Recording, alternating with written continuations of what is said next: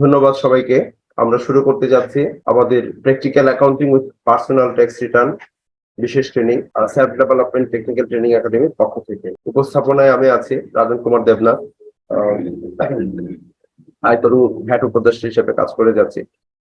Dhaka taxes বারের member হিসেবে আছে, কিশোরগঞ্জ ট্যাক্সেস বারের মেম্বার হিসেবে আছে, পাশাপাশি আইসিটি একাডেমি প্রতিষ্ঠাতা পরিচালক হিসেবে কাজ করে যাচ্ছে। প্রথমেই দেখেন আছে লেনদেন। লেনদেন সম্পর্কে তো আমরা মোটামুটি সবাই জানি, তাই না? লেনদেনের দুটি পক্ষ থাকে, একটা হচ্ছে সুবিধা প্রদানকারী, সুবিধা গ্রহণকারী। এগুলি খুব বেসিক বা সিলি বিষয়, আমি এগুলি দ্রুত স্কিপ করে যাব। লেনদেনের বৈশিষ্ট্য থাকে, সেটার মধ্যে থাকে হচ্ছে একটা লেনদেন হতে হলে সেটা অর্থের মাপকাঠিতে পরিমাপযোগ্য হতে হবে, আর্থিক অবস্থার পরিবর্তন সাধন করতে হবে, সেটার দুটো দিক থাকবে, প্রতিটা লেনদেনের দুটো দিক থাকতে হবে।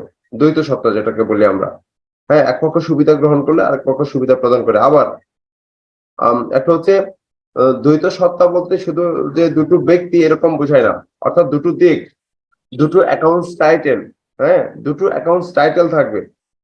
যেমন কোনো যদি খরচ হয় তখন আমরা বলি সংশ্লিষ্ট খরচের কাজকে ডেবিট করি, আর একটা করি নগদান হিসাব ক্রিয়েট করি বা ক্যাশ ক্রিয়েট করি। এই যে এই ধরনের অ্যাকাউন্টিং এর টাইটেল থাকবে দুইটা, স্বাধীন ও স্বতন্ত্র থাকতে হবে। আচ্ছা, লেনদেনের বৈশিষ্ট্য।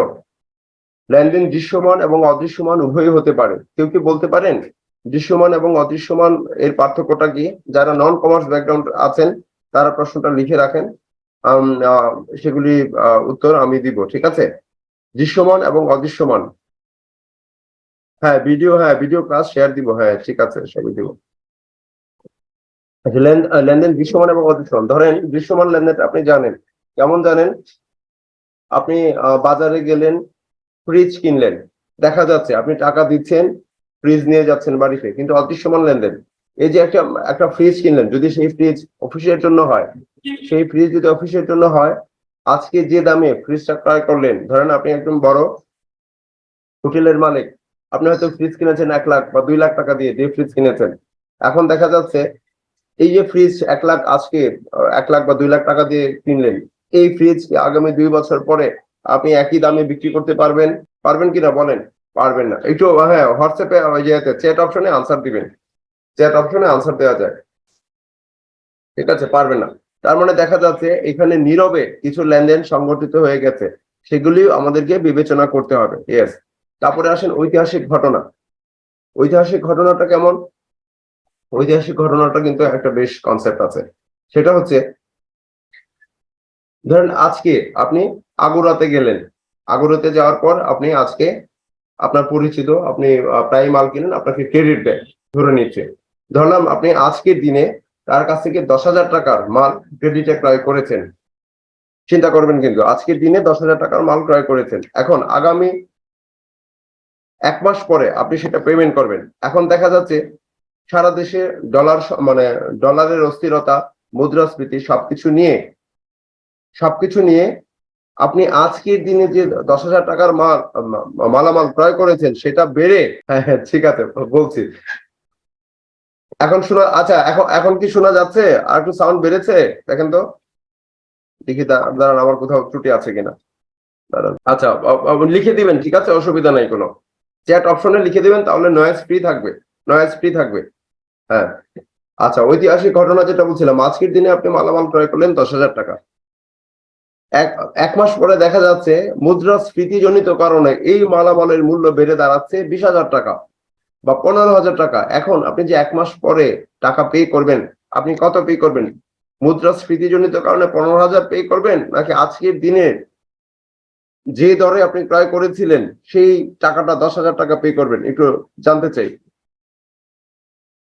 আপনাদের কাছে। দেখেন, এটা একটা কিন্তু ঐতিহাসিক ঘটনার আমি বলতে এখানে, হ্যাঁ, যে যে দরে ক্রয় করেছিলাম, হ্যাঁ। আচ্ছা, এই ঐতিহাসিক ঘটনা কিন্তু পলাশির যুদ্ধ না, ওই ঐতিহাসিক ঘটনা কিন্তু কোনো, হ্যাঁ, দ্বিতীয় বিশ্বযুদ্ধ না। এই ঐতিহাসিক ঘটনাটা হচ্ছে ফাইন্যান্সিয়াল লেনদেনের বা অর্থনৈতিক লেনদেনের বিষয়, ঠিক আছে? তার মানে আমি যে দরে ক্রয় করেছিলাম সেই দরেই আমি পেমেন্ট করব। যদি মুদ্রাস্ফীতি হয়, যদি ডলারের দাম বাড়েও, তবু আমাকে এই দামেই পেমেন্ট করবে। এটাই হচ্ছে ঐতিহাসিক ঘটনা। এটা হিসাব বিজ্ঞানে একটা খুবই গুরুত্বপূর্ণ বিষয়। আচ্ছা, আবার আসেন উল্টো যাই। আজকের দিনে 10,000 টাকার মাল ক্রয় করলেন, সেটা 1 মাস পরে 5,000 টাকায় নেমে গেল, এখন কত পে করবেন? চ্যাট অপশনে একটু আনসার দিবেন প্লিজ। যদি ডলারের দাম দেখা গেল বাংলাদেশের টাকার মান বেড়ে গেল, আপনি কত পে করবেন? একটু আনসার চাই চ্যাট অপশনে, মানে আপনাদের সম্পৃক্ততা যাচ্ছে। এই 10,000 টাকায় আপনাকে পে করতে হবে, ঠিক আছে? 10,000 টাকায় আপনাকে পে করতে হবে। আচ্ছা, এরপরে আসে কি, তার মানে আমরা জাস্ট লেনদেনটা সম্পর্কে দুই একটা কথা বললাম, লেনদেনের যে বিভিন্ন বিষয় সেটা সম্পর্কে বললাম। হ্যাঁ, ঐতিহাসিক ঘটনা, হিসাব সমীকরণ, এখন আসবো হচ্ছে হিসাব সমীকরণ। আর আরেকটা বিষয় হচ্ছে ঘটনা যেটা ঘটে, ঘটনাটা কিন্তু লেনদেন না, লেনদেন হইতে হবে, আর্থিক ট্রানজাকশন হইতে হবে, অর্থের বিনিময় হইতে হবে, ঠিক আছে? আচ্ছা, এখন যে ফ্যাক্টরটা হচ্ছে হিসাব সমীকরণ, হিসাব সমীকরণটাকে, এইটা হচ্ছে খুবই ইম্পর্টেন্ট, হিসাব সমীকরণ, ঠিক আছে? সম্পদ, হিসাব সমীকরণ বলতে বোঝায় আসলে আহ অর্থাৎ আপনার সম্পদ এবং দায় এবং মালিকানা সত্ত্ব, অর্থাৎ সম্পদ ইকুয়াল টু হবে দায় যোগ মালিকানা সত্ত্ব। এই যে সমতা, অর্থাৎ সম্পদ সমান সমান দায়, এই যে সমতা, এই সমতাটাকেই হিসাব সমীকরণ বলা হয়, ঠিক আছে? সম্পদ ইকুয়াল টু দায় যোগ মালিকানা সত্ত্ব, প্রত্যেকটা বিষয়ে আমরা আলোচনা করব। এখানে ঘটনার কথা বলা হচ্ছে, বিচারের মাপকাঠি বলা হচ্ছে, এগুলো আমরা আলোচনা করেছি। আচ্ছা, এখানে কিছু হয়তো অন্য ফন্ট থাকার কারণে এগুলি আসে নাই। হ্যাঁ, আমি মূল এটাতে যাচ্ছি। এখন আমরা যেটা দেখবো যে দুতরফা দাখিলা পদ্ধতি। হ্যাঁ, দুতরফা দাখিলা পদ্ধতি, এটা নিয়ে একটু কথা বলবো, তারপর হিসাব সমীকরণটা ডিটেলস আসবো। আমরা নিশ্চয়ই লুকা পেসিলে, যারা হিসাব বিজ্ঞানের ছাত্র তারা লুকা পেসিলের নাম কিন্তু আমরা জানি। হ্যাঁ, তিনি যে পদ্ধতিটা উদ্ভাবন করেন হিসাব সংরক্ষণের, সেটাকে বলা হয় দুতরফা দাখিলা পদ্ধতি। তিনি ছিলেন ইতালির অধিবাসী, তার বিখ্যাত গ্রন্থ একটা আছে, সেটা আপনাদের যে কোনো ইন্টারভিউ কিন্তু এগুলি আসে। হ্যাঁ, অনেক ইন্টারভিউ কিন্তু এগুলি আসে। সুমার ডি অ্যারিথমেটিকা জিওমেট্রিকা প্রপোর্শনেট প্রপোর্শন, যেটা 1494 সালে উনি সেটা করেন, তাকে হিসাব বিজ্ঞানের জনক বলা হয়। আচ্ছা, এখন দুতরফা দাখিলা পদ্ধতির ধারণা, আর ধারণাতে বলা হচ্ছে, দেখেন দুতরফা দাখিলা পদ্ধতি যারা নন কমার্সের আছেন তাদের জন্য আসলে এই আলোচনাটা। এই পদ্ধতিতে প্রত্যেকটি লেনদেনের দ্বৈত সত্তার কথা উল্লেখ করা আছে। দ্বৈত সত্তা অর্থাৎ দুটি দিক থাকবে, প্রতিটি লেনদেনের দুই বা ততোধিক হিসাব খাত থাকে, হিসাব খাত। অর্থাৎ দ্বৈত সত্তা মানে এই না, দ্বৈত সত্তা মানে এই না যে দুটো ব্যক্তি, দুটি প্রতিষ্ঠান, অর্থাৎ একটা লেনদেনের দুটি খাত থাকতে পারে, ঠিক আছে? দুটি দিক থাকবে, হিসাবের দুটি টাইটেল থাকবে, এটাই মূলত হচ্ছে দ্বৈত সত্তা। এই হিসাব খাতগুলো দ্বৈত সত্তায় লিপিবদ্ধ করা হয়, একটি হলো ডেবিট, অপরটি হলো ক্রেডিট। দুতরফা দাখিলা পদ্ধতির মাধ্যমে লেনদেনের দুটি পক্ষ অর্থাৎ ডেবিট ও ক্রেডিট পক্ষ লিপিবদ্ধ করা হয়। এই পদ্ধতিতে প্রতিটি ডেবিট লিখনের জন্য সমান অর্থের ক্রেডিট লিখতে হবে, অর্থাৎ যে টাকাটা আপনি ডেবিট করবেন ঠিক সমান টাকাটা ক্রেডিট হবে। ফলে বছরের যে কোনো সময় হিসাবের মোট ডেবিট টাকার অঙ্ক মোট ক্রেডিট টাকার অঙ্কের সমান হয়। সঠিকভাবে হিসাব প্রণয়নের জন্য যে ব্যবস্থা, লেনদেন সময়ের দ্বৈত সত্তা যথাযথভাবে লিপিবদ্ধ করা হয়, সেটাই হচ্ছে দুতরফা দাখিলা পদ্ধতি। অর্থাৎ দুটো দিক আপনাকে থাকতে হবে, দুটো দিক আপনাকে মেনটেন করতেই হবে, এটাই হচ্ছে মূলত দুতরফা দাখিলা পদ্ধতি, আর কিছুই না। এক পক্ষ দিলে আরেক পক্ষ নিবে। হ্যাঁ, আবার ওই যে হিসাবের টাইটেলও যথারীতি দুইটা হবে। হিসাব সমীকরণ যেটা নিয়ে কথা বলছিলাম, এটা আমরা এক্সারসাইজ দেখাবো। হ্যাঁ, কোন প্রতিষ্ঠানের একটি নির্দিষ্ট সময়ের মোট সম্পদের পরিমাণ মালিকানা সত্ত্ব বহির্দায়ের সমান হবে। দেখেন, এটা কিন্তু খুব ইম্পর্টেন্ট। কোন প্রতিষ্ঠানের একটি নির্দিষ্ট সময়ের মোট সম্পদের পরিমাণ, যে দিনই হোক, আপনারা যারা অ্যাকাউন্টসে জব করেন, আপনারা কিন্তু মানে যারা সফটওয়্যার মেনটেন করেন তাদের কিন্তু ওটু এটা হয়ে যায়, সমাধান হয়ে যায়, ঠিক আছে? মোট সম্পদের পরিমাণ মালিকানা সত্ত্ব বহির্দায়ের সমান হবে, অর্থাৎ আপনার এমডি বা চেয়ারম্যান যে কোনো সময় যে কোনো তথ্য চাইতে পারে, আপনি যে কোনো মুহূর্তে এই তথ্য দিতে পারবেন যদি ছোট সিস্টেমে আপনি হিসাব রাখেন। যে সমীকরণের মাধ্যমে সমতা প্রমাণ করা হয় তাকে হিসাব সমীকরণ বলা হয়। হিসাব শাস্ত্রবিদগণ হিসাব সমীকরণ সম্পদ ইকুয়াল টু দায় যোগ মালিকানা সত্ত্ব এর উপাদানগুলোর পরিবর্তনকারী ঘটনাকে লেনদেন বলে আখ্যায়িত করেছেন, অর্থাৎ সম্পদ, দায় এবং মালিকানা সত্ত্বে পরিবর্তন আনয়নকারী ঘটনা লেনদেন হিসেবে গণ্য হয়। হিসাব সমীকরণটি কি? হিসাব সমীকরণটি হচ্ছে A equal to L plus P বা ই, যেভাবেই বলেন।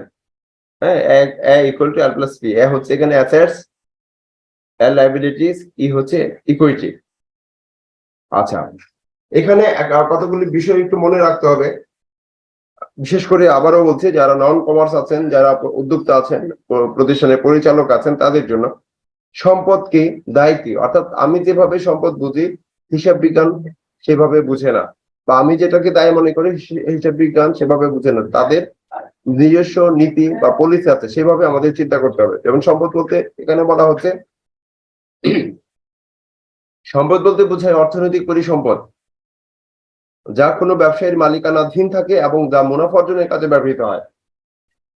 যেমন ব্যবসায়ীর মালিকানাধীন আসবাবপত্র, দালান কোঠা, কলকব্জা ইত্যাদি। দায়, দায় হচ্ছে ব্যবসায়ের আর্থিক দায়বদ্ধতা যা ব্যবসায়ের একটি নির্দিষ্ট সময় পরে অবশ্যই পরিশোধ করতে হবে। অর্থাৎ ব্যবসায়ীর মোট সম্পদের উপর তৃতীয় পক্ষের দাবি হচ্ছে দায়। এটা দেখেন, এটা একটা বিশেষে আমি এটা হাইলাইট করছি। এটা একটা বুঝার বিষয় হচ্ছে দায়টা কি। এই সমীকরণটাকে আমরা এ ইকুয়াল টু এল দিয়েও উপস্থাপন করতে পারি, বা এ equal to L plus E এভাবে উপস্থাপন করতে পারি। এ ইকুয়াল টু, আরো এটাকে ইলাবোরেট করা যায়, আমরা আসবো, ইলাবোরেশনে আসবো। এখান থেকেই মূলত এটা আগে যে কথাগুলি বললাম সেগুলো হচ্ছে বেসিক কনসেপ্ট বা একটা ধারণা, প্রাইমারি আলোচনা। এখন যে কথাগুলি বলছে এগুলো একদম গাণিতিক বিষয় নিয়ে কথা বলতে। তৃতীয় পক্ষের দাবি, তৃতীয় পক্ষ কিভাবে আসে ব্যবসায়? আপনি মূলধন নিয়ে শুরু করলেন, তার মানে আপনি হচ্ছেন মালিক, প্রতিষ্ঠান হচ্ছে একটা সত্তা। প্রতিষ্ঠান যদি প্রথম পক্ষ হয়, মালিক হচ্ছে দ্বিতীয় পক্ষ, বা মালিক যদি প্রথম পক্ষ হয়, প্রতিষ্ঠান হচ্ছে দ্বিতীয় পক্ষ। তাহলে তৃতীয় পক্ষ কি? আপনি মালিক হয়ে প্রতিষ্ঠানের জন্য যদি কোনো ব্যাংক থেকে বা অন্য কোনো প্রতিষ্ঠান থেকে কোনো ঋণ গ্রহণ করেন, তখন এই থার্ড পার্টি শুরু হইলো। অর্থাৎ সম্পদ এখানে বলা হচ্ছে, তাই হচ্ছে ব্যবসায়িক আর্থিক দায়বদ্ধতা যা ব্যবসায় একটি নির্দিষ্ট সময় পর অবশ্যই পরিশোধ করতে হবে। অর্থাৎ মোট সম্পদের উপর, অর্থাৎ প্রতিষ্ঠানের যে সম্পদ আছে এর উপর যদি কোনো ব্যাংকের পাওনা থাকে, যদি কোনো আর্থিক প্রতিষ্ঠানের পাওনা থাকে, সেটাই হচ্ছে দায়। আর মালিকানা সত্ত্ব হচ্ছে মালিক যে সম্পদ বা অর্থ ব্যবসা পরিচালনার জন্য ব্যবসাকে দেওয়া হয়, সেটাই হচ্ছে মালিকানা সত্ত্ব। অর্থাৎ মোট সম্পদের উপর মালিকের যে দাবি, তাই হচ্ছে মালিকানা সত্ত্ব। মালিকানা সত্ত্বকে প্রভাবিত করার 4টি উপাদান রয়েছে: মালিকের বিনিয়োগ, আয়, উত্তোলন, ব্যয় বা খরচ। দেখেন, মালিকানা সত্ত্বের উপর যে প্রভাব, মালিকানা সত্ত্বের উপর 4টা বিষয়ের প্রভাব আছে। একটা হচ্ছে মূলধন বিনিয়োগ। মূলধন বিনিয়োগ করলে কি হয়? মালিকানা সত্ত্ব বাড়ে। আয় উপার্জন করলে মালিকানা সত্ত্ব বাড়ে, অর্থাৎ ওনার্স ইকুইটি যেটাকে বলি আমরা, সেটা বাড়ে। আবার মালিক কর্তৃক যদি উত্তোলন করা হয়, তখন মালিকানা সত্ত্ব বা ব্যবসায়ের পুঁজি কমে। খরচ হলে ব্যবসায়ের পুঁজি কমে। এই কনসেপ্ট গুলি আমাদের রাখতে হবে। এই কনসেপ্ট গুলি আরো বিশেষ করে লাগে তখন যখন আপনি কোনো ট্যাক্সের ফাইল করবেন। ঠিক আছে, কোনো ব্যবসায়ী প্রতিষ্ঠানের ট্যাক্সের ফাইল করলে এই বিষয়গুলি লাগবে আপনার। হিসাব সমীকরণকে বর্ধিত করলে কি পাওয়া যায়? আমি বলছিলাম যে এটা কি ইলাবোরেট করা যায়। আচ্ছা, এ ইকুয়াল টু এল প্লাস, আগে ছিল শুধু ই, ই কে এক্সটেনশন করলে কি হয়? সি প্লাস আর মাইনাস এক্স, ই এক্স মাইনাস ডি। এখানে প্রত্যেকটার ইলাবোরেশন দেয়া আছে। সি মানে হচ্ছে ক্যাপিটাল রেভিনিউ, আর মানে হচ্ছে রেভিনিউ, ই এক্স মানে হচ্ছে এক্সপেন্সেস, ডি মানে হচ্ছে ড্রয়িংস। আর আমাদের একটা বিষয় খুব ভালো করে মনে রাখতে হবে বা একরকম মুখস্থ রাখতে হবে হিসাব হিসাব সমীকরণের বিষয়টা অ্যাপ্লাই করতে হলে, সেটা হচ্ছে যে কোনো অসুবিধা নাই, আমি নন কমার্স ব্যাকগ্রাউন্ডের আদলেই কিন্তু এটা সাজানো। হ্যাঁ, একটু অপেক্ষা করেন, থাকেন আমাদের সাথে। মোট সম্পদ বাড়লে মোট দায় বা মালিকানা সত্ত্ব বাড়বে। দেখেন, মোট সম্পদ যদি প্রতিষ্ঠানে বাড়ে, তাহলে মালিকানা সত্ত্ব বাড়বে। কি করে বাড়বে? যেমন মালিক, আচ্ছা এটা এটা আপনারা ক্লিয়ার, এটা যারা নন কমার্স আছেন তারা স্পষ্ট কিনা? ব্যবসা প্রতিষ্ঠান এবং মালিক দুটো কি একই সত্তা না ভিন্ন সত্তা? দেখি, বলেন তো দেখি চ্যাট অপশনে। এটা একটা ইম্পর্টেন্ট ইস্যু ছিল।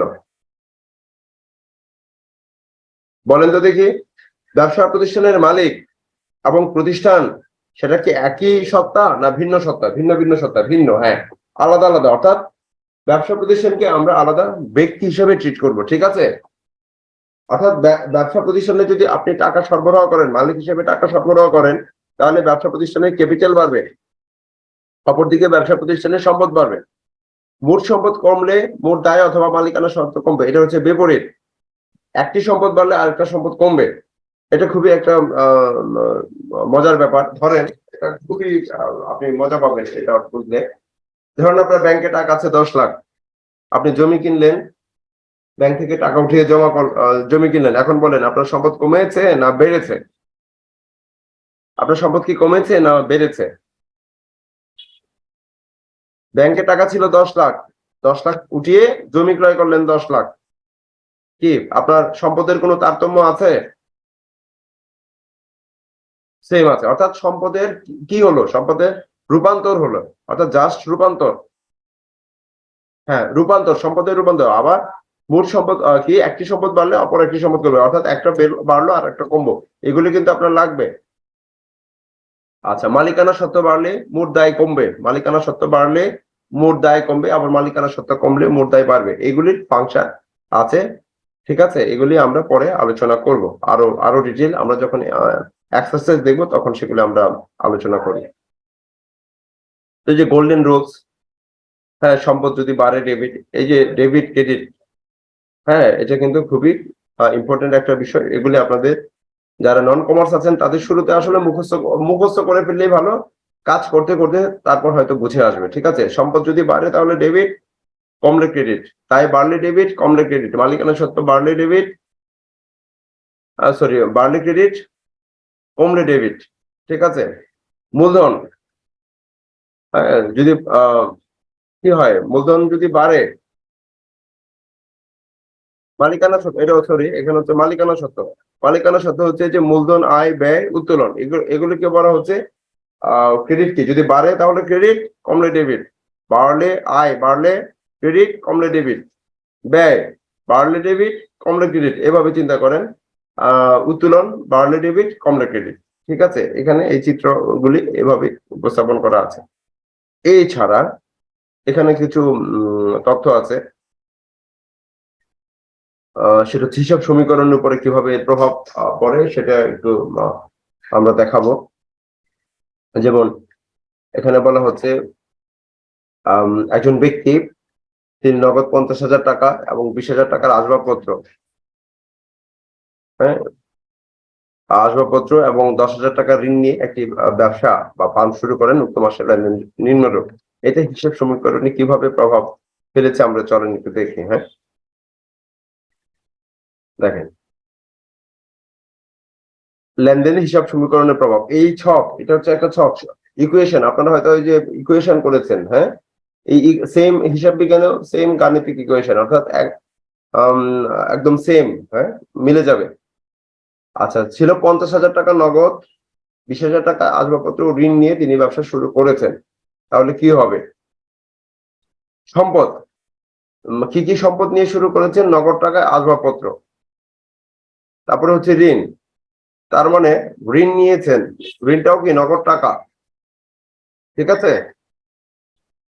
ব্যাংক থেকে ঋণ নিয়েছেন, তাহলে দুই দিকেই দেখবেন যে সেটা সমানভাবে প্রভাব পড়বে, ঠিক আছে? এগুলি আমরা সরাসরি চলে যাই দাঁড়ান এক্সারসাইজে, তাহলে আপনাদের বুঝতে সহজ হবে। আচ্ছা দেখেন, হ্যাঁ, আমি একটা ওয়ার্কিং দেখাচ্ছি আপনাদের। এটা হচ্ছে একটা এক্সেল শিট, সেখানে আপনার আমরা হিসাব সমীকরণের যে প্রভাব সেটার জন্য আমরা সাজিয়েছি দেখানোর জন্য। এখানে চলেন প্রেজেন্টেশনে যাই। কি বলা ছিল? নগদ 50,000 টাকা ও 20,000 টাকা আসবাবপত্র এবং 10,000 টাকা ঋণ নিয়ে একটি সেবা ফার্ম শুরু করেন। উক্ত মাসে লেনদেনগুলো নিম্নরূপ। তিনি নগদ নিলেন 50,000, তাহলে ব্যবসা প্রতিষ্ঠানের এই যে আপনি অ্যাকাউন্টটা করবেন সেটা কার? মালিকের না ব্যবসা প্রতিষ্ঠানের? বলেন তো দেখি। আপনি যে হিসাবটা করবেন বিজনেসের অ্যাকাউন্ট করবেন, মালিক কিন্তু এখানে মানে বাইরের পক্ষ বা দ্বিতীয় পক্ষ। আপনি ম্যানেজার, আপনি এভাবে চিন্তা করেন, আপনি ম্যানেজার, আপনার মালিক আপনাকে টাকা দিয়েছে ব্যবসা প্রতিষ্ঠানে, আপনাকে এভাবে চিন্তা করতে হবে, ঠিক আছে? অর্থাৎ আপনি ব্যবসা প্রতিষ্ঠানের প্রতিনিধিত্ব করছেন, ঠিক আছে? তাহলে নগদ আসলো কত? 50, যে আমি এখানে দিলাম 50, দেখেন। এগুলি নিয়ে তিনি ব্যবসা শুরু করলেন, নগদ 50। তারপরে কি নিল? আসবাবপত্র, ধরলাম এখানে কত, 20, আসবাবপত্র 20। আচ্ছা, তারপরে কি নিলেন? ঋণ, থার্ড পার্টির কাছে ঋণ নিলে কি হবে? একদিকে দায় বাড়লো, আরেকদিকে নগদ টাকা বাড়লো। আমি এটা এখানেও দিতে পারি। আমি যদি একসাথে করতে চাই, এই যে নগদ টাকা দিলাম, তাহলে বলেন তো দেখি থার্ড পার্টি লাইবিলিটিস কত? থার্ড পার্টি লাইবিলিটিস হচ্ছে 10,000, আর 17,000 হচ্ছে ক্যাপিটাল। একটু দেখেন, আমি একটু আনমিউট করে দিচ্ছি, এটা একটু কথা বলবো আমি। হ্যাঁ হ্যাঁ, আপনারা চাইলে আপনারা যারা বুঝতে চান তারা একটু আনমিউট করেন। হিসাব সমীকরণের যে প্রভাবটা, কিভাবে ডেবিট ক্রেডিট বা হিসাব সমীকরণের উপর প্রভাব বিস্তার হয়, সেটাই আমরা দেখাচ্ছি। এখানে ধরেন আপনি একটা ব্যবসা শুরু করতে যাচ্ছেন, এভাবে চিন্তা করেন, প্রতিষ্ঠানের হিসাব রাখতে হবে, কিভাবে কি হলো। তার মানে এটা হচ্ছে ব্যবসা প্রতিষ্ঠানের হিসাব। তাহলে কিভাবে আপনি রাখবেন? আপনি কি কি নিয়ে ব্যবসা শুরু করলেন? ব্যবসা শুরু করলেন, নগদ টাকা নিলেন ব্যবসায়, এখানে প্রথমে নিলেন, এই যে দেখেন আমি এটা বাদ দিলাম, ক্যাশ নিলেন 50,000, আসবাবপত্র নিলেন 20,000, তাহলে মোট 70,000 টাকা নিয়ে ব্যবসা শুরু করলেন আসবাবপত্র সহ। তাহলে পুরোটাই কিন্তু আপনার ক্যাপিটাল, পুরোটাই কিন্তু আপনার ক্যাপিটাল। তার মানে এই যে ইকুইটি কে দিল, এই 70,000 টাকা কে দিল? একটু রেসপন্স চাই আপনাদের কাছ থেকে। মালিক। মালিক দিল, মালিক। এই 70,000 টাকা কে দিল? আপনি ব্যবসায় বসে হিসাব করছেন, মালিক। কে দিয়েছে 70,000? ব্যবসার মালিক। হ্যাঁ, ওনার দিয়েছে। ঠিক আছে, ব্যবসার ওনার দিয়েছে, রাইট। তার এখন আরো অন্যভাবে শুরু করা যায়। তিনি যদি এখন ঋণ নেন, ব্যাংক থেকে ঋণ নেন, আমরা এভাবেও করতে পারি, একই তারিখে দুইটা এন্ট্রি দিতে পারি। যেমন ঋণ নিলেন তিনি ব্যাংক থেকে 10,000, তাহলে ক্যাশ টাকা আসলো বা 1,00,000, লাইবিলিটি বাড়বে। আর হচ্ছে ধরলাম এই যে ব্যাংক থেকে নিল আরো 1,00,000।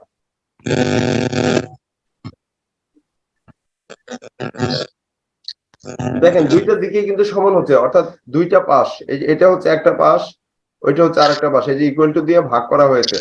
অ্যাসেট সাইড আর হচ্ছে লাইবিলিটির সাইড, অর্থাৎ উভয় সাইডই কি হবে, সমান হবে, এবং টাকার অঙ্ক সমান হতে হবে। তবেই আপনি নিশ্চিত হতে পারবেন যে সেটা ঠিক আছে বা শুদ্ধ আছে, আপনার হিসাবে কোথাও কোনো ভুল হয় নাই। এটা হচ্ছে হিসাব সমীকরণ। চলেন যাই, আরো এন্ট্রি দেখি আমরা।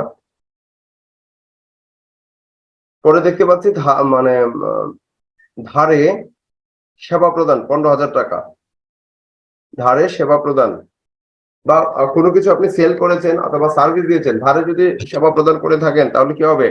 আপনার রিসিভেবল বাড়বে। যাবে, রিসিভেবল বাড়বে। আর একটা হচ্ছে আয় হবে। আয় হলে কি হবে? আয় হলে কার সাথে যোগ হবে বলেন? ইকুইটি বাড়বে। ইকুইটি বাড়বে। ক্যাপিটালের সাথে যোগ হবে। এটা কিন্তু আমরা আলোচনা করে আসছি। আয় হলে ক্যাপিটালের সাথে যোগ হয়, এগুলো আমরা আরো ডিটেইল আলোচনা করব। আমি একটু এতে ফিরে যাচ্ছি, দাঁড়ান। এই যে যদি আয় হয়, এই যে রেভিনিউ, আয় হলে মালিকানা সত্ত্বের সাথে যোগ হবে, অর্থাৎ ক্যাপিটালের সাথে যোগ হবে।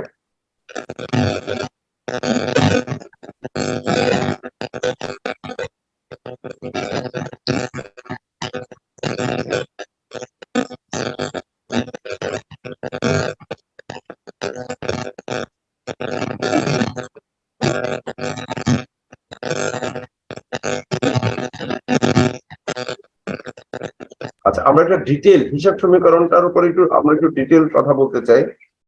আমরা ডিটেল যোগ করছি, দাঁড়ান। দেখেন আমরা সরাসরি একটা এক্সারসাইজ দেখি, একটু খেয়াল করেন। রিমার্কস দেখেন, আমি টোটাল হিসাব সমীকরণ, অর্থাৎ দুই তরফা দাখিলা পদ্ধতির যে প্রয়োগটা হয় হিসাব সমীকরণে, সেটা নিয়ে কথা বলছি। একটু ডিটেইল কথা বলতে চাই হিসাব সমীকরণটা নিয়ে। ব্রিংস ক্যাপিটাল, মানে আমি ওই পাওয়ার পয়েন্ট প্রেজেন্টেশনের বাইরে আমাদের এখানে যে গ্রাফটা আছে সেটা ধরে আপনাদের দেখাচ্ছি। ধরেন শুরুতে ক্যাপিটাল নিয়ে আসেন, তাহলে ক্যাপিটাল আসলে ব্যবসা প্রতিষ্ঠানে নগদ টাকা আসে, নগদ টাকা আসলে ক্যাপিটাল বাড়ে। এই যে নগদ টাকা আসলো, ক্যাপিটাল বাড়লো, অর্থাৎ দুইটার দিকে কি হবে? ব্যালেন্স। দিন শেষে ব্যালেন্স সমান হবে। আবার ধরেন লিগ্যাল কনসালটেন্সি ফি আপনি রিসিভ করলেন, লিগ্যাল কনসালটেন্সি ফি যদি আপনি রিসিভ করে থাকেন তাহলে কি সেটাতেও ক্যাশ টাকা আসবে। আয় হয়, আয় হলে কি হবে, মূলধনের সাথে যোগ হবে, তাহলে ব্যবসা প্রতিষ্ঠানের মূলধন বেড়ে যাবে। আপনি যদি কোথাও রেন্ট পেমেন্ট করেন বা কোনো খরচ করেন, তাহলে খরচ হলে কি হবে, আমাদের সূত্র অনুযায়ী খরচ হলে ক্যাশ কমে যাবে, আবার পাশাপাশি হচ্ছে আপনার মূলধন কমে যাবে। আপনি যদি কোনো আসবাবপত্র ক্রয় করেন, তাহলে এই যে একটা সম্পত্তি আর একটা সম্পদের যে রূপান্তর, তাহলে যেমন পারচেজ কম্পিউটার ইন ক্যাশ, আপনার অ্যাসেট বাড়লো আবার ক্যাশ টাকা কমে গেল, তেমনি যে কোনো ট্রানজেকশন, যে কোনো বিষয়ে আপনাকে এই হিসাব সমীকরণের মাধ্যমে আপনি যাচাই করতে পারেন। যে কোনো ট্রানজেকশন এই হিসাব সমীকরণের মাধ্যমে আপনি যদি হিসাব সমীকরণ যদি ঠিক থাকে, একদম ফাইনাল অ্যাকাউন্টস পর্যন্ত আপনার সঠিকভাবে চলতে থাকবে। হিসাব সমীকরণ নিয়ে কারো কোনো প্রশ্ন আছে কি? হিসাব সমীকরণ নিয়ে, হিসাব সমীকরণটা বুঝতে হলে প্রথমে এই যে রুলসটা সেটা আপনাদের ভালো করে রপ্ত করতে হবে। স্যার আসসালামু আলাইকুম। এই হিসাব সমীকরণের উপরে বেস করে কি প্রতিষ্ঠানের চার্ট অফ অ্যাকাউন্টস গুলো ডিটারমাইন করা হয়? হিসাব সমীকরণ নিয়ে কারো কোনো প্রশ্ন আছে? আচ্ছা, ঠিক আছে। আচ্ছা, একটা প্রশ্ন ছিল।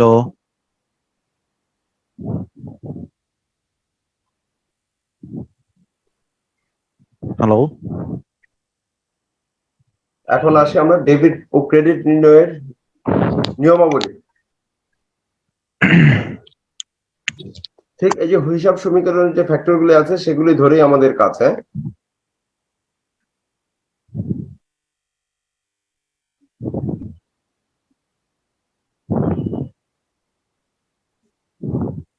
সম্পদ। আপনি জানেন সম্পদ কি, আমরা আলোচনা করেছি। সম্পদ যদি বৃদ্ধি পায় তাহলে ডেবিট, সেটাও আলোচনা হয়েছে, হ্রাস পেলে ক্রেডিট। দায় যদি বৃদ্ধি পায় তাহলে দায় বৃদ্ধি পেলে হচ্ছে ক্রেডিট, আর হ্রাস পেলে ডেবিট। মালিকানা সত্ত্বা বৃদ্ধি পেলে ক্রেডিট, হ্রাস পেলে ডেবিট। তারপরে আসেন, এই বিষয়গুলো একরকম আপনাকে মুখস্থ করতে হবে, নয়তো আপনার অ্যাকাউন্ট মানে আপনি এন্ট্রি করতে পারবেন না। আয় বৃদ্ধি পেলে ক্রেডিট, হ্রাস পেলে ডেবিট। আয় এটা হচ্ছে ব্যয়, ব্যয় বৃদ্ধি পেলে ডেবিট।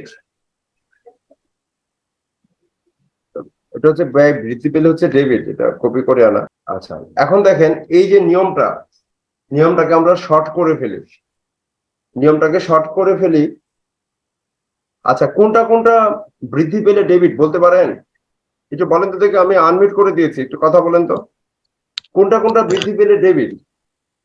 সম্পত্তি এবং খরচ ব্যয়। সম্পদ বাড়লে ডেবিট। একটু বলেন, আপনার যে কেউ একজন বলেন। খরচ সম্পদ বাড়লে ডেবিট। হ্যালো, আমার কথা কি শোনা যাচ্ছে? স্যার শুনতে পাচ্ছেন? খরচ সম্পদ পাচ্ছি না। বাড়লে ডেবিট।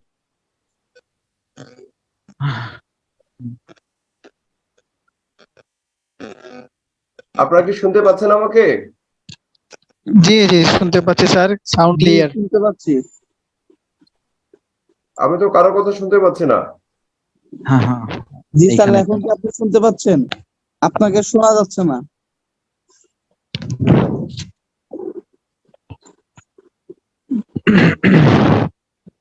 আমাদের অনেক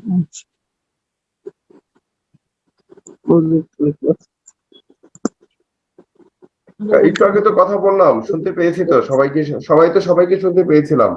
একটু মোবাইলও ইউজ করা যায়। সেটা তো বলবা যে স্লাইডে ক্লাস তুমি আমার মুরগি না প্রযুক্তি আচ্ছা, আপনারা কি শুনতে পাচ্ছেন? দেখি তো আবার। আচ্ছা, শুনতে পাচ্ছেন? আমরা শুনতে পাচ্ছি। আমি আপনাদের শুনতে পাচ্ছি না। রাজন দাদা শুনতে পাচ্ছেন? আচ্ছা, আমরা যদি নিজ দায়িত্বে আমরা মিউট রাখতে পারি তাহলে আমরা অংশগ্রহণমূলক ক্লাস করতে পারবো, ঠিক আছে? যেমন আমি এখন জানতে চাচ্ছিলাম, এখানে যেমন আয় বৃদ্ধি পেলে ক্রেডিট, ব্যয় বৃদ্ধি পেলে ডেবিট, এই যে আয় ব্যয় সম্পদ দায়, হ্যাঁ, এখানে আমরা একটু মানে শেখার জন্য আমরা একটু সহজ করে ফেলতে চাই। কোন কোনগুলি বৃদ্ধি পেলে ডেবিট দেখেন তো আপনারা নির্ণয় করতে পারেন কিনা। সম্পদ খরচ বাড়লে ডেবিট। সম্পদ খরচ আর কি আছে? সম্পদ আমি একটু হাইলাইট করি, সম্পদ খরচ, হ্যাঁ এটা বাড়লে হচ্ছে ডেবিট, তাই তো? আর কি আছে? আর দুইটাই না? আচ্ছা দুইটাই। আচ্ছা দেখেন, আচ্ছা এটা হচ্ছে একটা বলেছে আর কি শিখার, সেটা হচ্ছে যেমন আয়, আয় থেকে যদি সরে আমরা নেই, ব্যয়ের থেকে যদি বটা আমরা নেই, আর দায় থেকে যদি দটা আমরা নেই, তাহলে কি দাঁড়ায়? এটা দেখি একটা শব্দ, সিমিলার শব্দ দাঁড় করান তো দেখি। সরে দায়ের দ আর হচ্ছে ব্যয়ের ব, কি দাঁড়ায়? আদম। আদম যদি বৃদ্ধি পায় তাহলে ক্রেডিট, আর যদি হ্রাস পায় তাহলে সহজে, কিন্তু এটা কিন্তু লাগবে, যারা নন কমার্স আছেন তাদের জন্য লাগবে। আদম বৃদ্ধি পেলে ক্রেডিট, হ্রাস পেলে ডেবিট। আবার সম্পদ, সম্পদ মানে হচ্ছে সব, অল আর কি। সম্পদের দন্তস্ব নিলাম আর ব্যয়ের ব নিলাম, হ্যাঁ। ও আচ্ছা, এটা ছিল হচ্ছে মালিকানা সত্ত্ব, আদম, সরি আমি স্কিপ করেছি। আয়ের আয়ের সরেয়া, তারপরে হচ্ছে দায়ের দ আর মালিকানা সত্ত্বের ম। মানে শুধু হ্যাঁ হ্যাঁ সরি, মালিকানা সত্ত্বের মো, এই তিনটা যদি নেই আমরা, আদম হয়। আদম যদি বৃদ্ধি পায় তাহলে ক্রেডিট, হ্রাস পেলে ডেবিট। আর সম্পদ এবং ব্যয় থেকে আমরা যদি প্রথম দুটো অক্ষর নেই, সব হয়, সব বৃদ্ধি পেলে ডেবিট, হ্রাস পেলে ক্রেডিট। ঠিক আছে, এখানে সম্পদ, আয়, মালিকানা সত্ত্বের একটা ছোট আলোচনা হয়েছে। আমরা এটা মনে রাখার চেষ্টা করবো, তাহলে আমাদের জন্য সহজ হবে ডেবিট ক্রেডিট নির্ণয় করা, আর গোল্ডেন রুলস অনুযায়ী চলা। আর যেটা বলছিলাম হিসাব সমীকরণ, হিসাব সমীকরণের উপরে, স্ক্রিন শেয়ার করলে ভালো হতো। হ্যাঁ ও সরি সরি সরি সরি, হ্যাঁ করছি। হ্যাঁ, আর যেটা বলছিলাম সেটা হচ্ছে সমীকরণের উপরে কারো কোনো প্রশ্ন আছে কিনা। হিসাব সমীকরণ, এই যে হিসাব সমীকরণ দেখেন, এটা আমাদের চার্ট, আমাদের নিজেরা করেছে আমাদের ক্লাসে প্রেজেন্টেশনের জন্য। এই সমীকরণটা আমি বলি এটার গুরুত্বটা কত। এই সমীকরণ আপনি যদি ব্যাংকের ম্যানেজার হতে চান, খুব দ্রুত প্রমোটেড হতে চান, এই সমীকরণ কিন্তু আপনাকে বুঝে যেতে হবে। এমনি ব্যাংকে বসে কাজ করেন, ব্যাংকে তো ইতিহাসের ছাত্ররাও ব্যাংক চালায়, তাই না? তারা কিন্তু রুলস বুঝে না, তারা যে ডেস্কে বসে, ধরেন তার ডিউটি হচ্ছে একটা জায়গায় গিয়ে শুধু ক্লিক দিবে, তার কিন্তু ডেবিট ক্রেডিট বুঝতে হয় না। আপনারা কি জানেন? একজনের ডিউটি হচ্ছে সে শুধু অথরাইজেশন দিবে, তার নির্দিষ্ট একটা ডিউটি ম্যাট্রিক্স থাকে, সে শুধু এগুলো চেক করে সে শুধু ক্লিক দিবে আর সিগনেচার দিবে, তার কিন্তু জব হয়ে গেল, কমার্স ব্যাকগ্রাউন্ডের জব কিন্তু তার হয়ে গেল। কিন্তু আপনি যদি ম্যানেজারিয়াল পোস্টে যাইতে চান, আপনি যদি সেটা মানে অগ্রণী ভূমিকা পালন করতে চান, আপনি যদি স্পিচ ডেলিভারি দিতে চান, আপনাকে কিন্তু এটা বুঝে যেতে হবে। আবার যারা দাদা? অফিসার, হ্যাঁ দাদা, এই ইকুয়েশনের উপর একটা প্রশ্ন ছিল। হ্যাঁ মেবি শিওর। হচ্ছে আপনার হেয়ারিং এর সমস্যার কারণে মেবি আপনি এটা স্কিপ করে গেছেন বা মিস করে গেছেন। আচ্ছা আচ্ছা, চিন্তা করেছিল যে চার্ট অফ অ্যাকাউন্টসটা কি এই ইকুয়েশন থেকে কি চার্ট অফ অ্যাকাউন্টসটা ক্রিয়েট হয় কিনা? আচ্ছা ইকুয়েশন, চার্ট অফ অ্যাকাউন্টসটা তৈরিতে হয় প্রতিষ্ঠানের বিজনেসের ধরনের উপরে অ্যাকাউন্টস টাইটেল গুলি তৈরি হয়, তাই না? বিজনেসের যে ধরন থাকে, কেউ ধরেন মুদির দোকানে, তাহলে তার অ্যাকাউন্টস টাইটেল হবে একরকম, ইকুয়েশন ধরে আসলে হয় না, হ্যাঁ, বা এরকম না। যেমন যেমন যারা সেবা ধর্মী প্রতিষ্ঠান, তাদের চার্ট অফ অ্যাকাউন্টসটা একরকম। যারা সেলস করে বা উৎপাদন ধর্মী প্রতিষ্ঠান, তাদের চার্ট অফ অ্যাকাউন্টসটা একরকম। আমরা আলোচনা করবো, আমাদের এখানে একাধিক চার্ট অফ অ্যাকাউন্টস আছে, সেগুলি ধরে আমরা আলোচনা করবো। জাস্ট আমরা ইকুয়েশনের গুরুত্ব এবং তাৎপর্যটা আমরা বুঝাই। আর ওই যে চার্ট অফ অ্যাকাউন্টস, আপনি যেভাবে চিন্তা করেন চার্ট অফ অ্যাকাউন্টসটা কেন এটার সাথে সম্পৃক্ত না, দেখেন আপনি আপনার যেটা স্টেশনারি, আপনি অফিস চালাচ্ছেন, কলমটা আপনার জন্য স্টেশনারি, তাই না? কালিটা আপনার জন্য স্টেশনারি। তার মানে কি, আপনি যখন অফিস চালাচ্ছেন আপনি লিখছেন, সেটা স্টেশনারি এক্সপেন্সেস, বাট যিনি কলম প্রডিউস করেন তার জন্য এটা কি স্টেশনারি? তার জন্য একটা পণ্য, তার জন্য এটা হচ্ছে প্রোডাক্ট। তার মানে হচ্ছে কি, এটা হচ্ছে তার জন্য এটা হচ্ছে প্রোডাক্ট, তার জন্য এটা হচ্ছে, হ্যাঁ এটা হচ্ছে অ্যাসেট, তার জন্য এটা হচ্ছে অ্যাসেট। ক্লিয়ার? তার জন্য এটা হচ্ছে অ্যাসেট। যে স্টেপলারটা আমার জন্য স্টেশনারি, যিনি স্টেপলার প্রডিউস করেন তার জন্য সেটা হচ্ছে অ্যাসেট। হ্যাঁ, তার মানে অর্থাৎ রিকোয়ারমেন্ট অনুযায়ী আমাদের চার্ট অফ অ্যাকাউন্টস তৈরি হয়। আর এটা হচ্ছে গাণিতিক সূত্র, যেটা বলছিলাম আমার অভিজ্ঞতা থেকে বলছিলাম। দু একজন ম্যানেজার, মানে ব্যাংকের সিনিয়র কর্মকর্তা, তাদেরকে মাঝে মাঝে এগুলি নিয়ে বসতে হয় বা আমার কাছে আসেন, হ্যাঁ, বুঝার জন্য যে রাজন তুমি তো এগুলি আমাকে বুঝাই দাও। কেন আসে?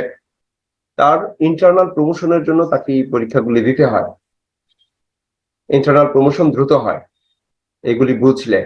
আর একদম বিবিএ মানে 9-10 থেকে শুরু করে আপনি মাস্টার্স পর্যন্ত বা এমবিএ পর্যন্ত আপনি এটা পাবেন, এই ইকুয়েশন। সুতরাং এই ইকুয়েশনটা আপনাকে বুঝতে হবে। যারা পারেন তো ওকে, আবার ধরেন আমরা আগে পারতাম, পেরে ভুলে গেছি, এখন আবার রিভাইজ করে নিচ্ছি, এটা লাগবেই, এটা আপনার লাগবেই ইকুয়েশন। ঠিক আছে, আপনি যে কোনো প্রতিষ্ঠানে চাকরি করতে চান, চাকরির ইন্টারভিউ দিতে চান, এগুলি কিন্তু বেসিক বিষয়গুলি আছে। ব্যাংক রিকনসিলিয়েশন, যে কোনো প্রতিষ্ঠানে আপনি যদি কমার্স ব্যাকগ্রাউন্ডের হন এবং আসসালামু আলাইকুম স্যার, একটা প্রশ্ন। আমাদের কোম্পানিতে একটা লোকাল সফটওয়্যার ব্যবহার করে, এখন দেখা যাচ্ছে ট্রায়াল ব্যালেন্সে হিউজ ডিফারেন্স, মানে ডেবিট আর ক্রেডিট সাইডের যোগফলের ডিফারেন্স প্রায় 100 কোটির মধ্যে 22 কোটি ডিফারেন্স। আচ্ছা, এটা কি স্যার ইকুয়েশনের ভুলের কারণে হয়েছে, না একই এন্ট্রি বারবার দেওয়ার কারণে এরকম হয়েছে? এটা কি করে বললি আমি বলে, যদি কেউ যদি ডাবল এন্ট্রি দিয়ে থাকে এগুলো তো ধরা পড়বে। আর যদি ধরেন ডেবিট ক্রেডিট যদি সে ঠিক মতো না বুঝে, যেটা ক্রেডিট দিকে দেওয়ার কথা ছিল সেটা দিয়ে দিয়েছে ডেবিট দিকে। ইকুয়েশন মানে দেখেন একদম আপনি যে ধরনের গ্রাহক, যেমন আজকে আমি একটা ট্যাক্সের ফাইল নিয়ে বসছিলাম, একটু প্লিজ আপনারা যদি নিজ দায়িত্বে নিয়োগ থাকেন তাহলে অংশগ্রহণমূলক কাজটা করতে পারবো। এছাড়া কিন্তু আমাকে একতরফাভাবে কন্ট্রোল রাখতে হবে, একতরফাভাবে মানে আমাকে মানে অফ রাখতে হবে। হ্যাঁ, একতরফাভাবে, তাহলে আপনারা কথা বলা শেষ হলে হ্যাঁ অংশগ্রহণের মজাটা পাবেন না। আচ্ছা, ইকুয়েশন আমি যত এন্ট্রি দেই, দিন শেষে আমি একটু বড় করে দেখাচ্ছি, দিন শেষে আপনি যেভাবে ইয়া করেন, যে এটা হচ্ছে টোটাল, এই টোটাল যোগ হবে দিন শেষে, বা এন্ট্রির সাথে সাথে এই দুইটা দিক অবশ্যই আপনার মিলবে। আপনি যেখানে যে পয়েন্টে গিয়ে হিট করেন, 1,42,1,42 যে পয়েন্টে গিয়ে হিট করেন, হ্যাঁ মিলতেই হবে। দেখেন হাইলাইটস করা আছে, মিলতেই হবে। তার যদি এটা ঠিক থাকে তার মানে আপনার ট্রায়াল ব্যালেন্স সবই মিলবে। আর এখানে যদি কোনো ত্রুটি থাকে, এটা হচ্ছে কি লজিক্যাল ফাংশনে যদি কোনো ত্রুটি থাকে আপনার সিস্টেমে ডেবিট ক্রেডিট, তাহলে ইকুয়েশনও মিলবে না, কিছুই মিলবে না। যেমন আমি আজকে ওই ট্যাক্সের ফাইল আর কি নিয়ে বসছিলাম, এখানে ওই যে অ্যাসেটের বিভিন্ন বিষয় থাকে না, যেমন কারো জমি ছিল, সে সেল করলে গেইন হয়, গেইন হইলে সেটা তো আমার হিট করতে হবে। দেখা গেল একটু কনফিউশন ছিল, ইকুয়েশন নিয়ে বসে সেটাকে সলভ করে ফেলছে, তাই না? এরকম আর কি ব্যাপারগুলি। তো এই কোয়েশ্চেন আপনারা কিন্তু স্টাডি করবেন। আর আরেকটা বিষয়, ধরেন এটা হচ্ছে জাস্ট দিক নির্দেশনামূলক একটা আয়োজন, আপনার নিজের কিন্তু স্টাডি করতে হবে, নিজের এক্সারসাইজ করতে হবে।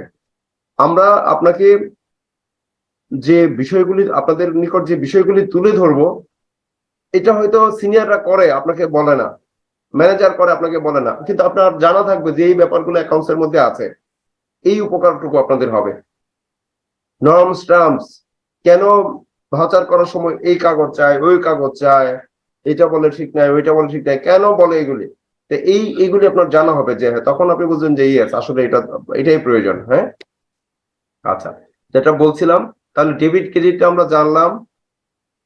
তারপরে আচ্ছা, এগুলি তো ওইখানে আলোচনা হলো। আচ্ছা, এগুলি হচ্ছে পরের যে ব্যাপারগুলি আছে, এগুলি হচ্ছে আমরা এরপরে এক্সারসাইজে যাব। এগুলি হচ্ছে চক্র, হিসাবের চক্র আছে। প্রথমে আপনাকে অবশ্যই, আপনি যে পজিশনে যান আপনাকে কিন্তু জার্নাল বুঝতে হবে।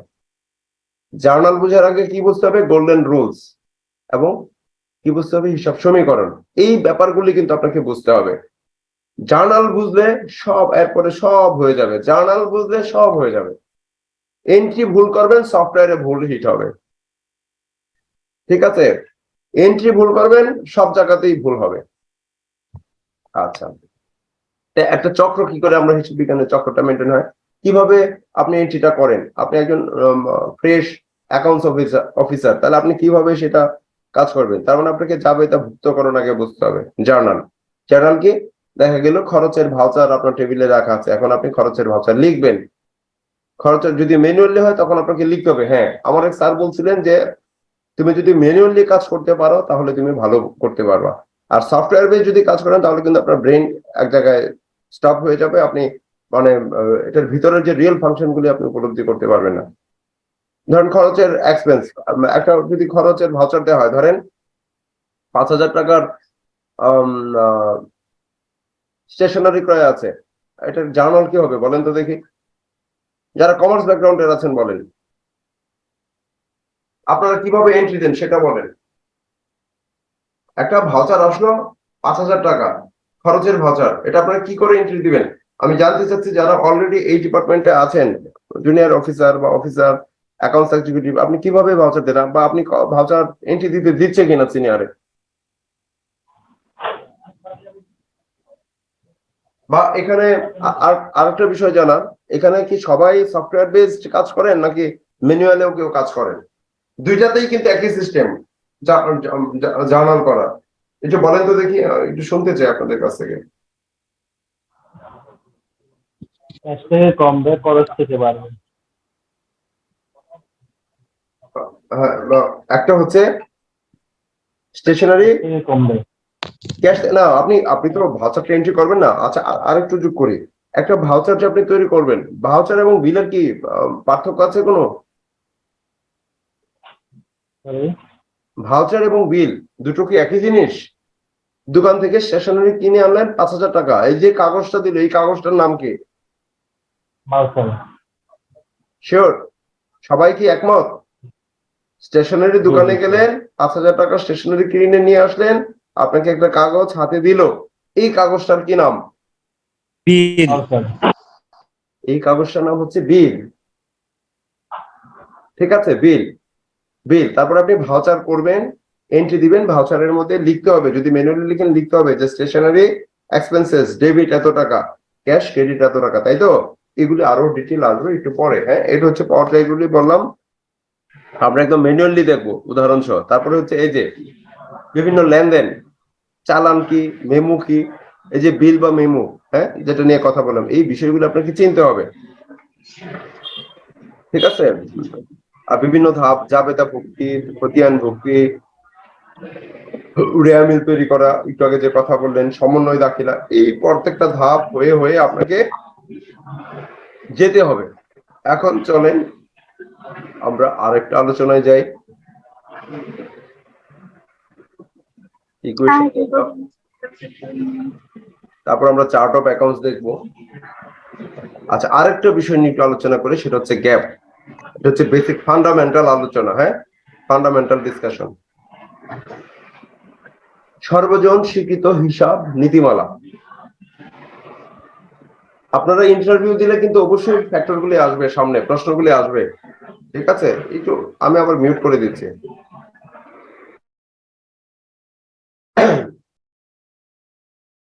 আপনারা যারা ধরেন এখন অফিসার আছেন, কেউ হয়তো আরো সিনিয়র পোস্টের জন্য আবেদন করবেন, সব সময় আপনাকে এই ফ্যাক্টরগুলি, থিওরি এবং প্র্যাকটিক্যাল দুটো বিষয়ে সবসময় আপনাকে স্টাডিতে থাকতে হবে। এর মধ্যে কমন যে ফ্যাক্টরগুলি আসে, কমন প্রশ্ন আছে, গোল্ডেন রুলস, গ্যাপ, এগুলি নিয়ে কমন প্রশ্ন আসে। তারপর হচ্ছে ওই যে আমাদের যে আছে ওই যে বিএফআরএস না বাংলাদেশ, এটা, তারপরে হচ্ছে আইএফআরএস, এগুলি আপনাকে কমন জানতে হবে। এরপরে জানতে হবে প্রশ্নে যেগুলি থাকে একটা বেসরকারি পরীক্ষায়, ব্যাংক রিকনসিলিয়েশন আপনাকে ইনস্ট্যান্ট করে ফেলতে হবে। কনসেপচুয়াল ফ্যাক্টরগুলো যেন আপনার স্ট্রং থাকে। আচ্ছা, সর্বজন স্বীকৃতি সব নীতিমালায় কি বলা হচ্ছে? পৃথক সত্তা, সেপারেট এন্ট্রি, বলা হচ্ছে লেনদেনের দ্বৈত সত্তা। ঠিক আছে, পৃথক সত্তা হবে প্রত্যেকটা ব্যক্তি, একটা ব্যক্তি আরেকটা ব্যক্তি থেকে আলাদা, মালিক এবং প্রতিষ্ঠান আলাদা, এটা হচ্ছে পৃথক সত্তা। লেনদেনের দ্বৈত সত্তা, প্রতিটি লেনদেনের দুটো দিক থাকবে, দুটো ব্যক্তি না, শুধু দুটো ব্যক্তিও থাকতে পারে, দিকও থাকতে পারে।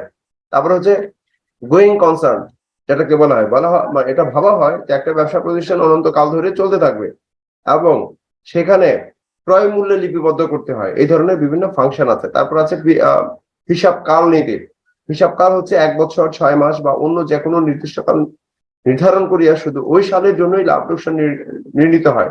অর্থাৎ ওই নির্দিষ্ট রাজস্ব বছরের বিক্রয় রেভিনিউ হইতে কেবল ওই কালেরই ব্যয় এবং পরিচালনা খরচ বাদ দিয়ে মুনাফা নিতে হয়। এইখানে একটা ফ্যাক্টর আছে। আপনি এই যে হিসাব কাল, আপনি অ্যাকাউন্টসটা কি করে সাজাবেন। আপনি অফিস ভাড়া দিয়ে রেখেছেন অ্যাডভান্স, তার মানে এটা কি আপনার ব্যয়, এটা কি আপনার খরচ? বলেন তো দেখি। ধরেন এই বছর আপনি ব্যবসা শুরু করলেন, অ্যাডভান্স অফিস ভাড়া আছে 2 লাখ, এটা কি এই বছরের খরচ? এটা চ্যাট অপশনে এই বছরের খরচ? না না না, এই বছরের খরচ না, এটা হচ্ছে অ্যাডভান্স। তার মানে এই যে আপনি যে আয় ব্যয় নির্ণয় করবেন, আপনাকে এই অ্যাকাউন্টস কনসেপ্ট জানতে হবে। হ্যাঁ, যেমন কোনটা খরচ কোনটা ব্যয় এটা আপনাকে আইডেন্টিফাই করতে হবে, কোনটা অ্যাডভান্স সেগুলো আপনাকে আইডেন্টিফাই করতে হবে, এবং সংশ্লিষ্ট বছরের খরচ সংশ্লিষ্ট বছরে হিসাবভুক্ত করতে হবে, সংশ্লিষ্ট বছরের আয় সংশ্লিষ্ট বছরে হিসাবভুক্ত করতে হবে। ঠিক একই রূপ ইনকাম ট্যাক্সের ফাইলের ক্ষেত্রে, ইনকাম ট্যাক্সের ফাইলের ক্ষেত্রে ঠিক সেম, সংশ্লিষ্ট বছরের খরচ বা ব্যয় সংশ্লিষ্ট বছরের ইনকাম ট্যাক্সের ফাইলে প্রদর্শন করতে হবে। যদি না করেন সেটা হয়ে যাবে কি বলেন তো দেখি। যদি না করেন, অর্থাৎ যে পিরিয়ডে আপনার ট্রানজেকশন হবে, ব্যক্তিগত ট্রানজেকশন হবে, যে পিরিয়ডে আপনি কোনো অ্যাসেট অর্জন করবেন, ইনকাম ট্যাক্সের ফাইলে ঠিক সেই বছরই সেটা এন্ট্রিভুক্ত করতে হবে। এছাড়া এটা হয়ে যাবে ব্ল্যাক মানি বা অপ্রদর্শিত অর্থ। ঠিক অ্যাকাউন্টসেও যা, ইনকাম ট্যাক্সের ফাইলেও তা। ঠিক আছে। তারপরে টাকার পরিমাণ তো থাকতে হবে, সেটা এককে পরিমাপ করতে হবে।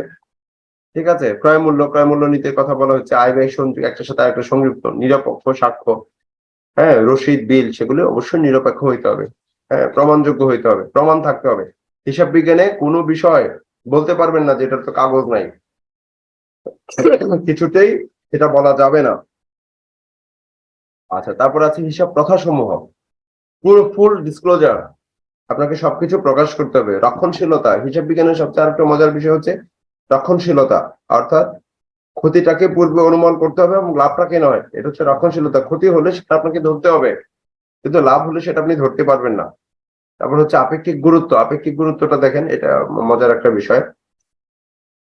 হিসাব লেখার বেলায় কোনো তথ্য যদি অসম্পূর্ণ বা তথ্য যদি গুরুত্বপূর্ণ বা কোনোটি তুলনামূলকভাবে কম গুরুত্বপূর্ণ, তা বিচার করে হিসাব লিখতে হয়। হিসাব বইকে অযথা ও অপ্রয়োজনীয় ভাবে বিশদ তথ্য দ্বারা ভারাক্রান্ত করা যাবে না। তুচ্ছ ঘটনা বা অঙ্ককে হিসাব লিখনের বেলায় খুব গুরুত্ব দিবার প্রয়োজন নাই। যেমন একটি বাড়ি কোম্পানির জমির মূল্য 2,94,750 টাকাকে 2,95,000 টাকায় ধরিয়া স্থিতিপত্রে প্রদর্শন করা যায়। ক্ষুদ্র মণিহারি অপহৃত থাকিলে উহাকে খরচ হিসেবে গণ্য করা যায়। এই যে আপেক্ষিক গুরুত্ব, সেটার কথা এখানে বলা হচ্ছে। ধরেন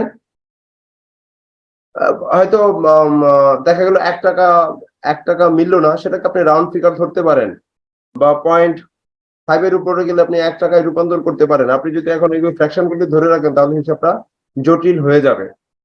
সঙ্গতি রক্ষা করতে হবে, কনসিস্টেন্সি, হ্যাঁ, একটার সাথে আরেকটার যোগসূত্র থাকতে হবে। এগুলো হচ্ছে গ্যাপের নীতিমালা। এই নীতিমালার উপর বেস করেই কিন্তু আমাদের এন্ট্রিগুলি হয় বা সম্পাদিত হয়। এবার চলেন চার্ট অফ অ্যাকাউন্টস নিয়ে একটু কথা বলি। হ্যাঁ, আচ্ছা, চার্ট অফ অ্যাকাউন্টস এর কথা হয়ে গেছিল। আচ্ছা, চার্ট অফ অ্যাকাউন্টসটা মানে কি বলতে পারেন? চার্ট অফ অ্যাকাউন্টস ম্যাটেরিয়ালিটি কনসেপ্ট, দারুণ বলছে। এই যে ম্যাটেরিয়ালিটি, এই যে আপেক্ষিক গুরুত্বের কথাই তো বললাম, এই যে একটু আলোচনা করে গেলাম, এটা হচ্ছে আপেক্ষিক গুরুত্ব। ধরেন 199 টাকা, আপনি তো এটাকে রাউন্ড ফিগার 200 লিখতে পারেন, তাই না? বা ধরেন কিছু স্টেশনারি আপনার হয়তো রয়ে গেছে, আপনি কি সেটাকে অ্যাসেট হিসাবে দেখাবেন অ্যাসেট শিডিউলে? এই ব্যাপারগুলোকে স্কিপ করার জন্য এই নীতিটা আর কি। হ্যাঁ, আচ্ছা, যেটা জানতে চাচ্ছিলাম সেটা হচ্ছে,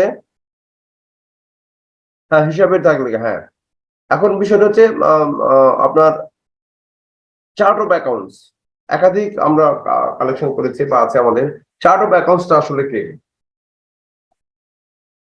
আপনাদের কাছ থেকে শুনতে চাই। চার্ট অফ অ্যাকাউন্টস কিভাবে তৈরি করতে হয়, বা চার্ট অফ অ্যাকাউন্টসটা আপনি কি করে নির্ণয় করবেন? কেউ কেউ জানলে একটু আলোচনা করতে পারেন। কারো কি কেউ কি বলতে পারবেন? বা কেউ কি অংশগ্রহণ করতে চান?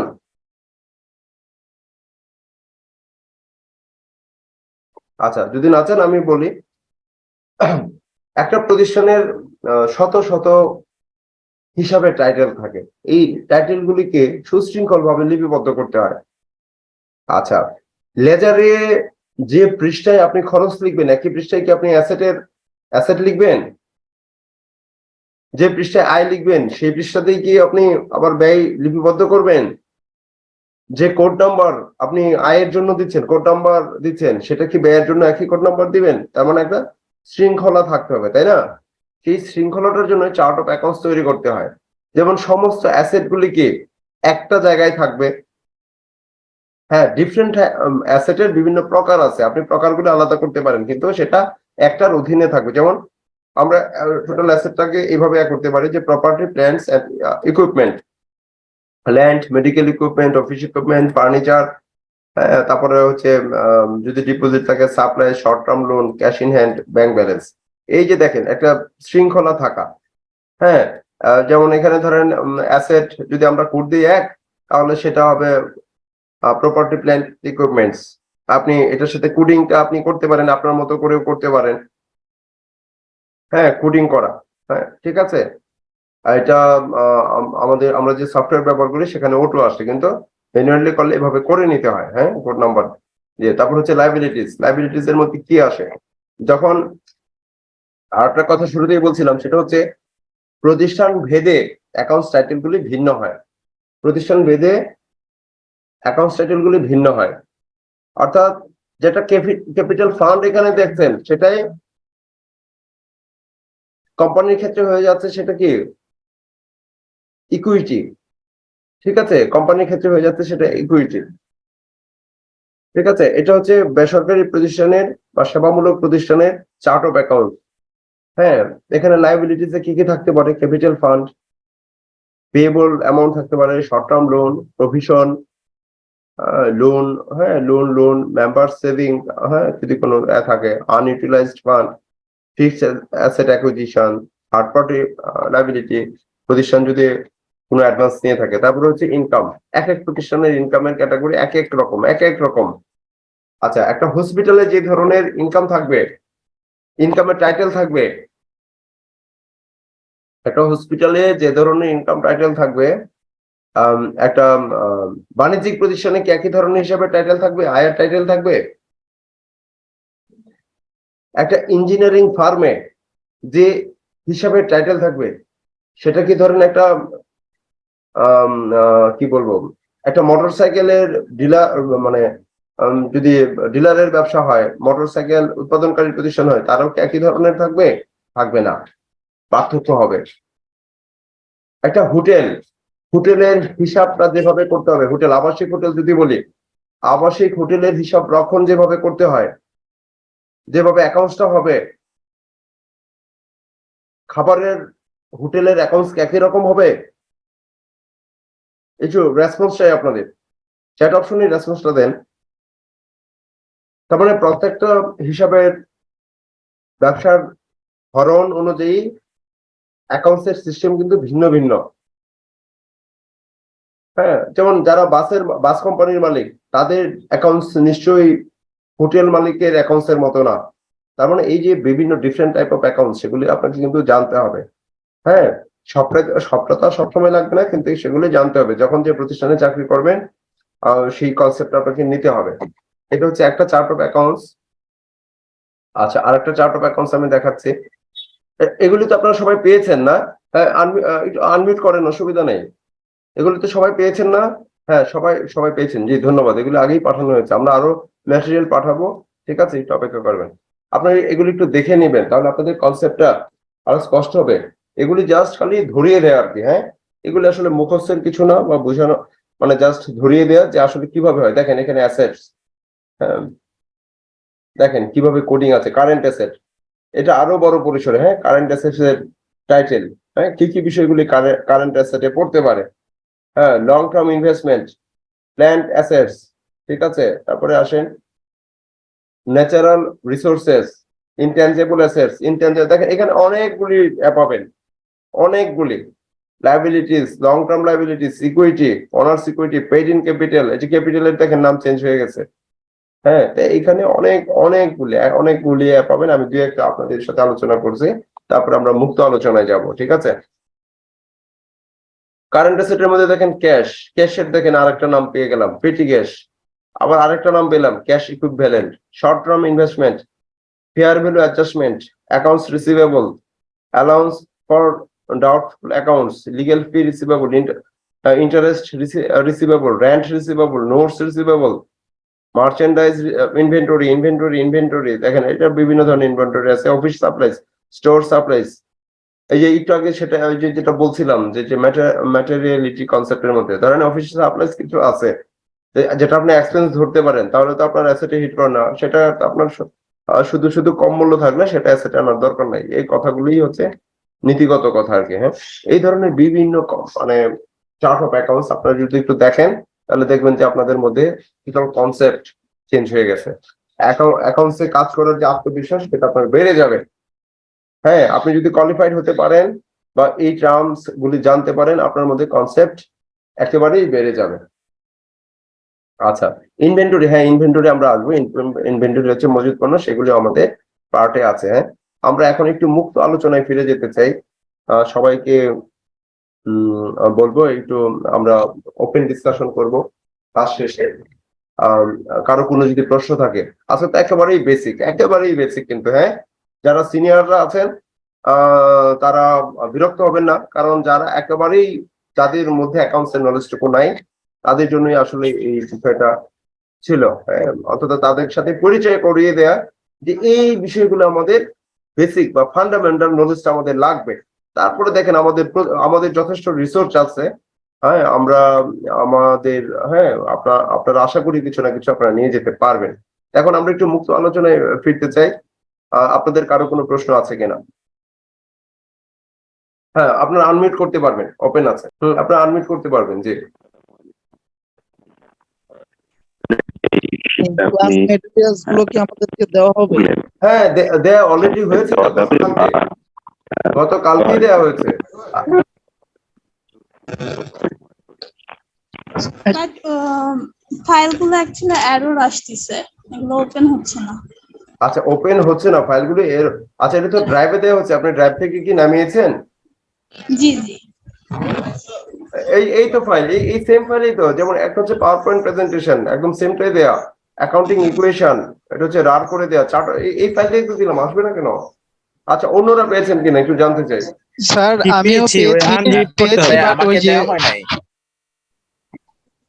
স্যার আমি একটা কথা বলি, আমি পেয়েছি কিন্তু ফন্ট গুলা পুরোই এলোমেলো আসছে, কিছু বাংলা ঠিকঠাক আছে, আবার কিছু যেগুলো ইংলিশ লেখা একেবারেই আসে না, চাইনিজ টাইপ লেখা আর কি। আচ্ছা তো আচ্ছা এই আচ্ছা সমস্যাটা পড়ছি। আচ্ছা, ঠিক আছে, অসুবিধা নাই। আমার মনে হয় যেগুলো এই যে পিডিএফ করা। আরেকটা বিষয়, ধরুন আমি একটা ভার্সন ব্যবহার করি, আপনারা একটা ভার্সন ব্যবহার করেন, তাই না? সবাই ডিফারেন্ট ভার্সন, ডিফারেন্ট সফটওয়্যার ব্যবহার করি, সেটার জন্য হয় এগুলো আমি জানি। তাহলে আমার মনে হয় সবচেয়ে ভালো হচ্ছে পিডিএফ করে দেওয়া, তাই তো? তাহলে আর চেঞ্জ হবে না। জি ঠিক স্যার, আছে, পিডিএফ করে দিলেই হ্যাঁ ভালো হয়, হ্যাঁ পিডিএফ করে দিলে হ্যাঁ, ভালো হয়। আমি ঠিক আছে, আমি বুঝতে থ্যাংক পারছি। ইউ।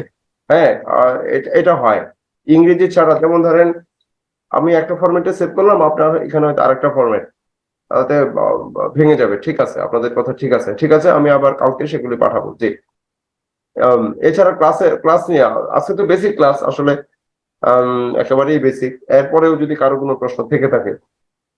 একটা প্রশ্ন ছিল যে শেয়ারের ডিভিডেন্ড এটা ইকুয়েশনের কোন সাইডটা বসবে? ডিভিডেন্ড, লভ্যাংশ। জি জি, ডিভিডেন্ড দেয় শেয়ার। আচ্ছা আচ্ছা, নয়েজ হচ্ছে কেন? শেয়ার ডিভিডেন্ড কি দিয়েছেন নাকি ইনকাম হয়েছে, কোনটা আমাকে স্পষ্ট করতে হবে। একটা হচ্ছে আপনি লভ্যাংশ ঘোষণা করেছেন কিন্তু দেন নাই, আরেকটা হচ্ছে ইনকাম হয়েছে, ইনকাম হলে সেই ইনকাম থেকে আপনি ডিভিডেন্ড দিবেন, তাই না? হ্যাঁ, বছর শেষে যে যে মানে লভ্যাংশটা দেওয়া হয়। বছর শেষে আপনি লভ্যাংশ দিবেন। আচ্ছা, আমরা এর আগে আমরা একটু আসি। আপনার ইকুইটি ছিল ধরলাম, এখানে আসে। হ্যাঁ, কারণ এক মিনিট। আচ্ছা, আমরা ছোট অ্যামাউন্টে যাই। এটা ধরলাম আপনার ব্যালেন্স আছে, তাই তো? 1 লাখ টোটাল। এটা হচ্ছে আপনার ক্যাপিটাল। আচ্ছা, এই বছর ইনকাম করেছেন, তাই না? ইনকাম করলেই তো আপনি ডিভিডেন্ড দিবেন। আচ্ছা, ইনকাম হলে কি কথা ছিল আমাদের রুলস অনুযায়ী, কার সাথে যোগ হবে? যদি ধরি আপনি 50,000 টাকা প্রফিট করেছেন, কার সাথে যোগ হবে? ক্যাপিটালের সাথে। ক্যাপিটালের সাথে যোগ হবে। ক্যাপিটালের সাথে, অর্থাৎ মূলধন বেড়ে যাবে, তাই না? আয় হলে কি হবে? মূলধন বেড়ে যাবে। আর কি হবে? নগদ টাকা ফ্লো হবে, তাই তো? ক্যাশ ফ্লো বাড়বে না? ক্যাশ ফ্লো বাড়লো, তাই তো? তার মানে দেখে, এই যে ভাবটা আমি দেখাচ্ছি, হ্যাঁ, ভাবটা। আচ্ছা, তার মানে আগের প্রিভিয়াস এটা ছিল, আমি এই বছর আয় করলাম, আয় করার পরে আয়টা আমি ক্যাপিটালের সাথে যোগ করে দিলাম। এখন কি করব? আমি ডিভিডেন্ড দিব। ডিভিডেন্ড দিলে কি হবে? ডিভিডেন্ডটা কি? খরচ, ব্যয়, তাই তো? এখন যদি আমি স্টাফদের জন্য 20,000 টাকা ডিভিডেন্ড ঘোষণা করি, তাহলে আমার ক্যাপিটাল থেকে 20,000 কমবে না? কমবে কিনা? কমবে। আবার পাশাপাশি ক্যাশ ফ্লো 20,000 কমে যাবে। দিন শেষে দুটোই ব্যালেন্স হয়ে যাবে। আপনি যদি এখন এইভাবে টান দেন, দেখবেন যে ঠিক হয়ে গেছে, ব্যালেন্স। মানে আমি একদম ডিটেল স্টেপ বাই স্টেপ বিষয়টা নিয়ে আসলাম। এই দেখেন, এদিকে হচ্ছে 1,30,000, এই যে 1,30,000। অনার সিকিউরিটি, অনার সিকিউরিটির সাথে আপনি সারা বছরে যে প্রফিট সেটা সেখানে তো আনবেন, আনার পরে সেটা লভ্যাংশ ঘোষণা করবেন, তাহলে আবার ক্যাশ ফ্লো কমে যাবে এবং অনার সিকিউরিটি কমে যাবে। আমরা আসবো ডিটেলস, সবকিছু এগুলো ডিটেলস আছে, আমরা আসবো। আচ্ছা, এছাড়া আরো কোনো প্রশ্ন? একেবারে বেসিক বিষয়গুলি নিয়ে, হ্যাঁ, আমরা কালকের ক্লাসে, আমাদের ক্লাস কিন্তু ধারাবাহিক ভাবে হবে, আমি একটু বলে নেই, দেখেন আমি একটু শেয়ার করে দিই।